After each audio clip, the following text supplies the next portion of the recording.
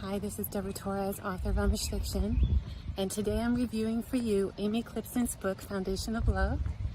And if you watch to the end of this video, you will see my offer to get a free cookbook, a digital cookbook, completely free, sent to your mailbox if you sign up.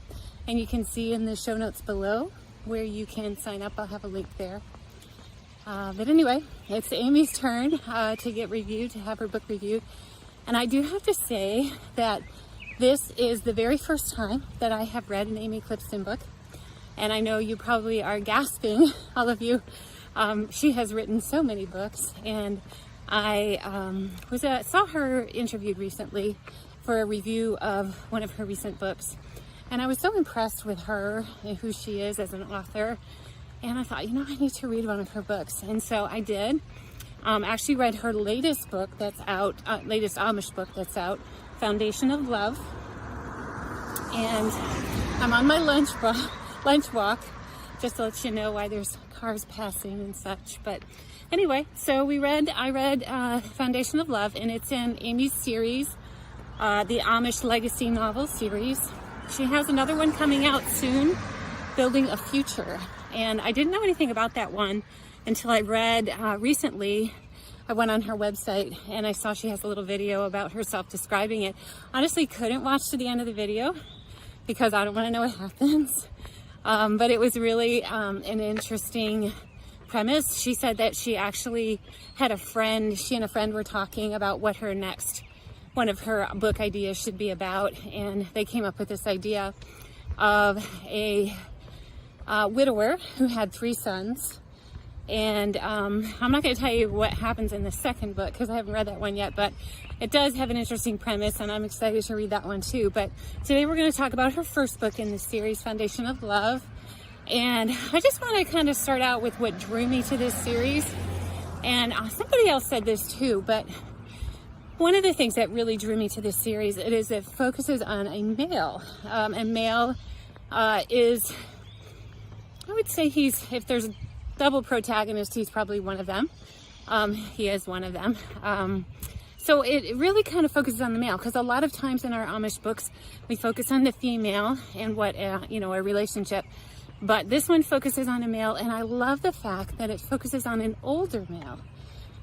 So Dwayne Bontager, if I say his name correctly, is a carpenter, roofer, and his 3 sons work with him.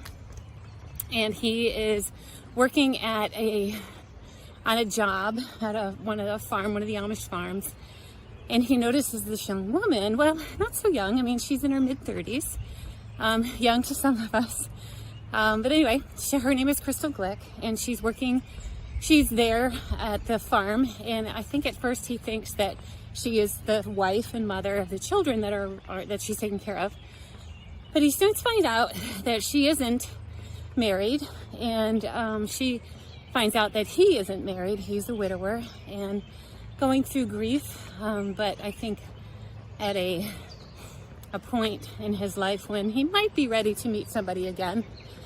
And anyway, it's kind of interesting, this story, because a lot of Amish romance books kind of deal with learning a little bit about the characters, and then having them fall in love, and how leading up to the love and finding out that they love each other or like each other, and how that always works. But this one actually kind of starts out with them in love, and we get kind of that impact. We kind of feel the sparks between the 2 of them at the very beginning chapters of the book. Even in the beginning chapter, you kind of know that they like each other.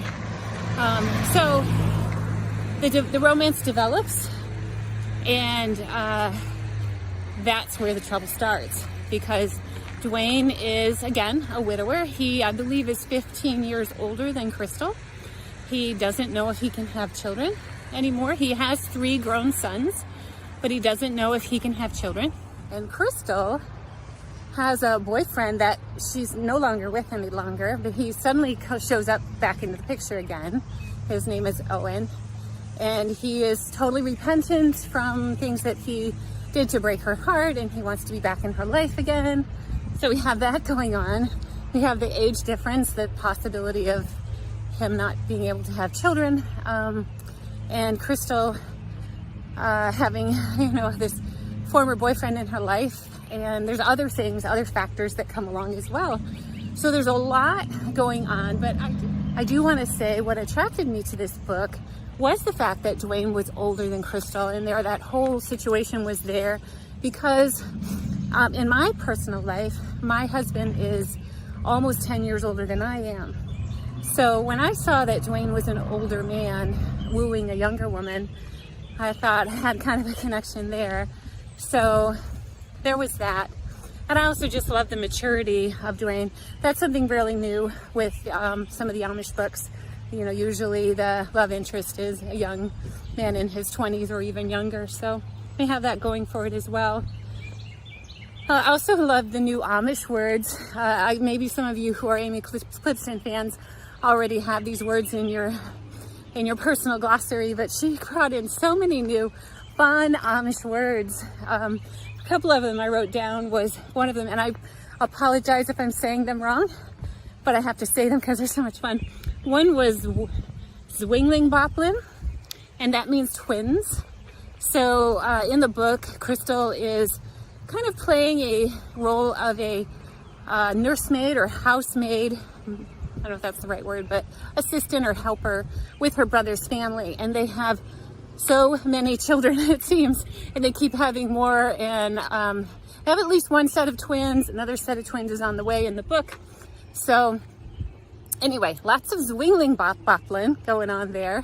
And then also the word Bruderskinner, which Amy uses that word as one word in her book. So it's Bruders Kinner, which some of you may know Bruders is brother and Kinner is children. So it's my brother's children. It's her nieces and nephews. So she just uses the word Bruders Kinner. And then another word that I loved, and I'll see if I can say it right, is Apoditlich. Apoditlich. And that means delicious. So one of the fun things in the book is that Crystal is always baking things or making things. And I love when authors, and I try to do this in my books too, when authors incorporate cooking or baking into their books. And that's what Amy does. Crystal bakes a lot or makes something, and so we're always told, what it is and, sometimes what goes into it. So anyway, that's always a fun part for me because I love the whole recipe thing with baking and cooking. So anyway, Crystal is making Apoditlich dishes and baked goods, and sometimes bringing over to them to Dwayne and his 3 boys. So the story is about, in a nutshell, when everything's going against you in a relationship, is love enough? In this story you'll see as you read through, and it seems like so many things go against this couple, but one of them is their age. Everybody's commenting about that. One of them is, I didn't mention this, but Dwayne has 3 sons, and again, he's a widower. I think he's been widowed for 2 years. So, how do you handle that? How do you handle sons maybe not accepting the possibility of a stepmother, maybe not accepting the fact that their dad is maybe moving on, when they're really still grieving over their mother's loss? So we have that. We have one of his sons in particular is not accepting this new relationship for his dad. The next thing is, and this is such an odd thing that happens, but the bishop in Dwayne's district has a different idea and a different plan for Dwayne. And he wants Dwayne to marry a widow in his district who actually has some issues with keeping up with her farm and her taxes. So this bishop wants Dwayne to marry Trisha, this young woman, this older woman, widower, so that his community doesn't have to keep pitching in, helping in with the farm and the taxes. So it's basically it would be a marriage of convenience for the Amish district. And I really loved how Amy handled that, because easily I think Dwayne could have been like, okay, But she showed that Dwayne and hopefully the Amish have a say in that kind of thing, and you know, don't have to bow down to an arranged marriage in a case like that when maybe love isn't there. So anyway, there's that against the relationship. There's Kane, who is Crystal's brother, and he's the one, him and his wife, where they are taking care of their children. And Crystal plays a huge role in that family, helping with the children. Kane's wife has two more Zwingling Bofflin in the book. And so she has to take care of them and help, well, the new mother, Kane's wife, has to, go through having new twins and having a tough pregnancy and everything. So Crystal is the one mainly taking care of the children. So with the possibility of her not being in the picture, that's really difficult for them, for her brother and her sister-in-law to think about as well. So there's that sort of trouble and issue against her possibly marrying Dwayne or getting with Dwayne. And the last thing I think I mentioned already is there's Owen, and he is the former love interest of Crystal, and he apparently broke her heart over making a selfish decision and leaving the community, leaving her, and then coming back and wanting her back after she's already fallen in love with Dwayne. So it kind of makes sense for her to marry Owen because he's young, he wants her back, she's not married yet. Dwayne is older and we have all these other obstacles. So you'll have to read the book and see what happens in the book. Okay, just a couple notes that I took about the book along the way. Usually when I listen to these books or read these books, I kind of jot down, just a little bit each time I read. So just wanted to bring those up. One is Amy Clipston makes it easy to slide into these characters' lives. You're just kind of right there with them, and you're sort of just, okay, ready, set, go, let's get into the story. So that's great on her part. She has great descriptions on the loss of a spouse and the things that Dwayne is going through, loss of a mother for the boys. I love having a man's perspective in this book as one of the main characters. Really love that. Totally unique, and I really enjoy that.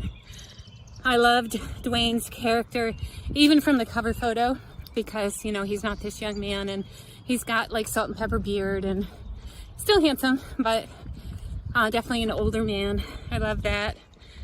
I loved Crystal's interaction with her Bruders Kinner, the nieces and nephews.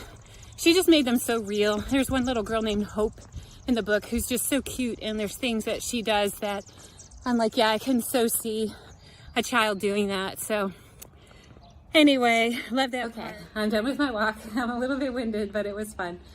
Just a couple last things about the book. I loved it. Was a good, sweet story, and again, I liked it that the relationship started at the beginning, and then they figured things out throughout the book instead of everything just building to this relationship that was beginning. So anyway, let me just see. She is bringing me to tears when they broke up. The pain is real, and when her nieces comforted her was really, really special to me.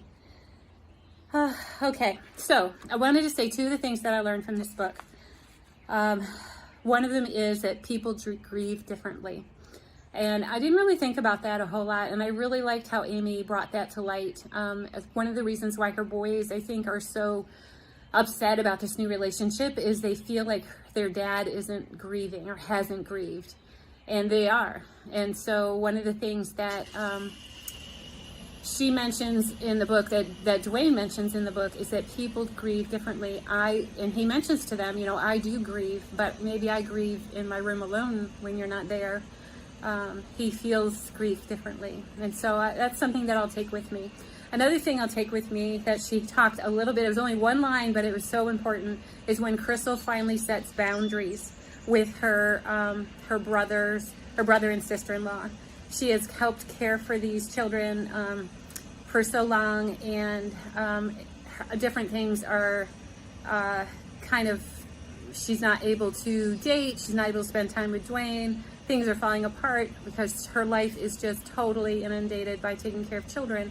When they're not her children, they're her brother's, Kinner, and she loves them and she loves her brother and sister-in-law, but she needs to create some boundaries. So even sometimes when things are good and when your service is good, you sometimes also just need to create those boundaries so that your life can be healthy and other people's lives can be healthy as well.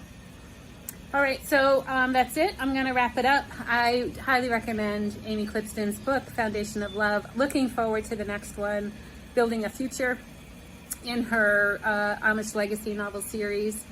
And if you, thanks for sticking around with me this long, and I'll go ahead and put a little picture here of the Amish cookbook, or maybe I'll put it here. But anyway, I'm gonna just let you know that you can get your free Amish and Mennonite cookbook simply by clicking on the link below and signing up for my author newsletter. And you'll get so many awesome Amish recipes in there, friendship bread and chicken with ribbles and whoopie pies. So go ahead and sign up for the author newsletter, and also links to my Amy's book is below, and to my Willowbrook Secrets of the Pen series. But that's it for now. We'll see you on the next Amish book review.